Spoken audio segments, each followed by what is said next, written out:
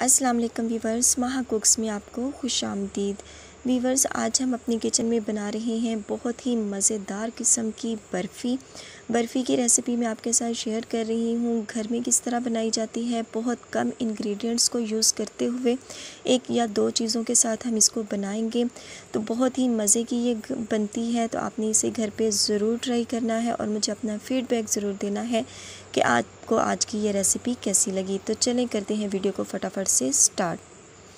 बिस्मिल्लाहिर्रहमानिर्रहीम। तो वीवर्स, यहाँ पर मैंने एक ले लिया है फ्राई पैन और उसमें मैं खोया डाल रही हूँ। ये देखें, ये एक कटोरी है भरी हुई है मेरे पास, तो ये हमने इसमें शिफ्ट कर दी है।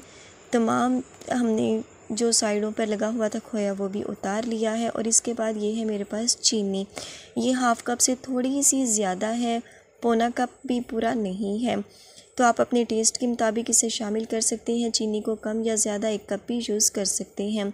और ये है मेरे पास सब्ज़ इलायची, ये 3 अदद में इसमें शामिल करूँगी। अगर आपके पास पाउडर हो सब्ज़ इलायची का तो आपने 1 टीस्पून के करीब इसमें शामिल कर देना है।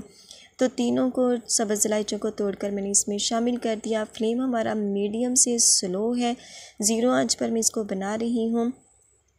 और ये देखें, चीनी जो हमारी है वो मेल्ट होना शुरू हो गई है। तो वीवर्स, अब मैं इसको 10 से 15 मिनट तक इसी तरह पकाऊंगी ताकि चीनी हमारी अच्छे से इसमें मेल्ट हो जाए और दाना इसका ख़त्म हो जाए।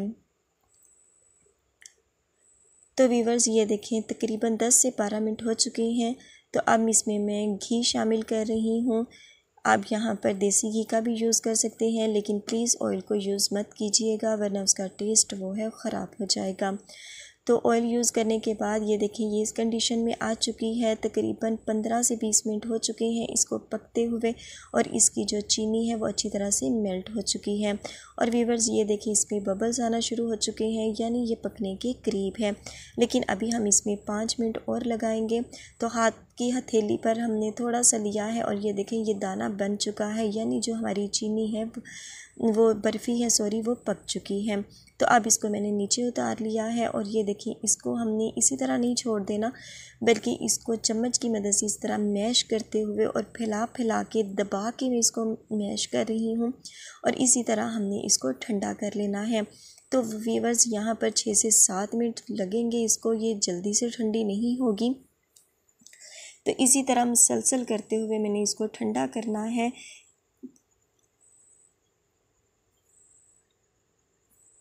तो वीवर्स, ये देखें, बर्फ़ी जो है हमारी वो ठंडी हो चुकी है, अब ये गर्म बिल्कुल नहीं है और ये थिक हो चुकी है।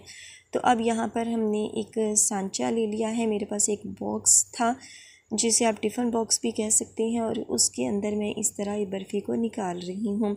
आप कलर भी इसका देख रहे हैं कि ये हल्की और मीडियम आंच पर पकने की वजह से इसका कलर भी डार्क शेड में चला गया है। और इस तरह मैंने तमाम बर्फ़ी निकाल ली है और इसको मैं इस तरह से सेट कर रही हूँ। सेट करने के बाद इसको मैं रख दूँगी तकरीबन 2 घंटे के लिए।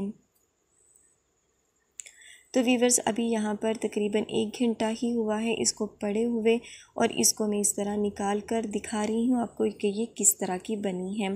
तो वीवर्स, ये देखिए, ये इस तरह की बन चुकी है। तो चलें अब करते हैं इसकी कटिंग। बहुत ही मज़ेदार किस्म की ये हुई है घर पर तैयार। तो दिखा आपने, बहुत कम इंग्रेडिएंट्स के साथ हमने इसको बनाया है। तो ये देखिए, बहुत ही मज़ेदार किस्म की बर्फ़ी की ये है फ़ाइनल लुक। तो आप इसे घर में ज़रूर ट्राई कीजिएगा। ये देखें, बिल्कुल लग रहा है जैसे कि ये बाज़ार की बनी हुई हो। तो इसे अपने घर में ज़रूर ट्राई करना है और मुझे अपना फ़ीडबैक ज़रूर देना है कि ये आपको कैसी लगी। बहुत उम्मीद है कि आपको आज की ये वीडियो अच्छी लगी होगी। तो चलें इसको गार्निशिंग कर लेते हैं। जो भी चीज़ आपके पास अभी घर में अवेलेबल हो, चांदी के वर्क हो, पिस्ता हो, बादाम हो। तो वीवर्स, उम्मीद है आपको आज की ये वीडियो अच्छी लगी होगी। तो आखिर में वही रिक्वेस्ट कि वीडियो अच्छी लगे तो वीडियो को लाइक और चैनल पर नए हो तो सब्सक्राइब करना मत भूलिएगा और बेल आइकन को ज़रूर प्रेस कीजिएगा ताकि आने वाली हर नई वीडियो का नोटिफिकेशन आपको बर वक्त मिल सके। तो इंशाल्लाह मिलेंगे अपनी आने वाली किसी नेक्स्ट वीडियो के साथ। तब तक दुआओं में याद रखिएगा। अल्लाह पाक आपके हाथों और खानों में बरकतें अता फरमाए। अल्लाह हाफिज़।